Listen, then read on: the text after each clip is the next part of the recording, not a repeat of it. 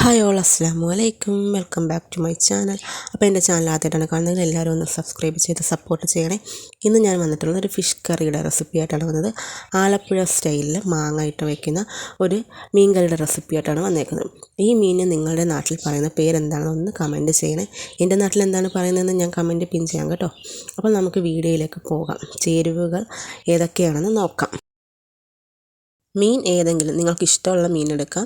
തേങ്ങ ആവശ്യത്തിന്, ചെറിയുള്ളി, മുളക് പൊടി, ഞാനിവിടെ എടുത്തിരിക്കുന്നത് കാശ്മീരി മുളക് പൊടി കേട്ടോ. മാങ്ങ ഒരെണ്ണം, പച്ചമുളക് 5-6 നിങ്ങളുടെ എരിവിനനുസരിച്ച്. ഞാൻ കാശ്മീരി മുളക് പൊടി എടുത്തത് കൊണ്ടാണ് അങ്ങനെ കൊടുത്തേക്കുന്നത്. പിന്നെ മഞ്ഞൾപ്പൊടി 1/2 ടീസ്പൂൺ, പെരുംജീരകം 1/2 ടീസ്പൂൺ, ഉലുവ, കറിവേപ്പില, ഉപ്പ്. ആദ്യം തന്നെ മീൻ നല്ലതുപോലെ കഴുകി വൃത്തിയാക്കി മുറിച്ചെടുക്കുക. ഈ കറി വെക്കാൻ ഏത് മീനും എടുക്കാം കേട്ടോ.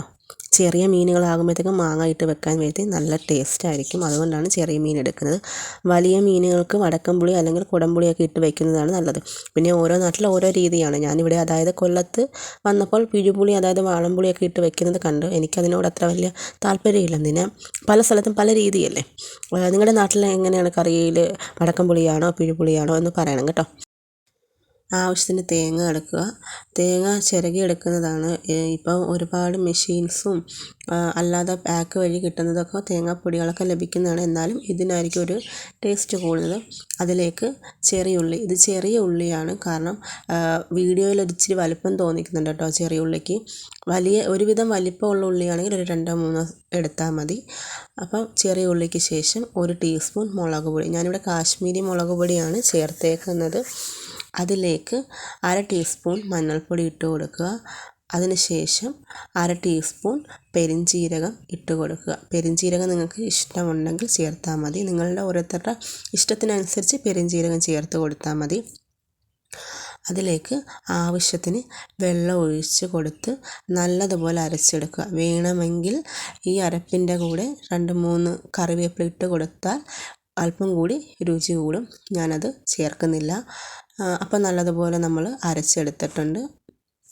ഞാനിവിടെ എൻ്റെ വീട് ആലപ്പുഴയാണ്. അവിടെ ഞങ്ങളുടെ വീട്ടിലുണ്ടാക്കുന്ന പോലത്തെ കറിയാട്ടോ ഉണ്ടാക്കുന്നത്.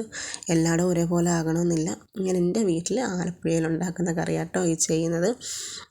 അതിനുശേഷം ആ അരപ്പ് ഒരു ചട്ടിയിലേക്ക് ഒഴിച്ച് അതിലേക്ക് മാങ്ങ നല്ലതുപോലെ വൃത്തിയായിട്ട് കഴുകിയ ശേഷം അത് ചെറിയ കഷ്ണങ്ങളാക്കി അരിഞ്ഞെടുത്ത് ആ അരപ്പിലേക്ക് ചേർത്ത് കൊടുക്കുക.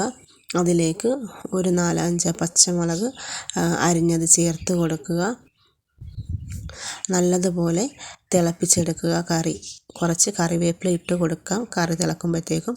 അതിലേക്ക് ഉപ്പ് കൂടി ചേർത്ത് എടുക്കുക. നിങ്ങളുടെ ആവശ്യത്തിന് ടേസ്റ്റിന് എത്ര അളവ് ഉപ്പ് വേണമോ ആ ഉപ്പ് നിങ്ങൾക്ക് അതിലേക്ക് ചേർക്കാവുന്നതാണ്. കറി തിളച്ച് വരുമ്പോൾ അതിലേക്ക് മീൻ ഇട്ട് കൊടുക്കുക. നിങ്ങൾക്ക് ഇഷ്ടമുള്ള അളവിലുള്ള മീൻ അതിലേക്ക് ഇട്ട് കൊടുക്കാവുന്നതാണ്. അതിനുശേഷം മീൻ കറിയിട്ട് തിളച്ച് കഴിയുമ്പോഴത്തേക്കും സ്പൂണിട്ട് ചുമ്മാ ഇളക്കരുത്. ഒരുവിധം നല്ലതുപോലെ ആയി വരും. എന്ന് വെച്ചാൽ മീൻ പൊടിയാൻ ചാൻസ് കൂടുതലായിട്ടുണ്ട്. അതിലേക്ക് അല്പം കറിവേപ്പില ഇട്ട് കൊടുക്കുക.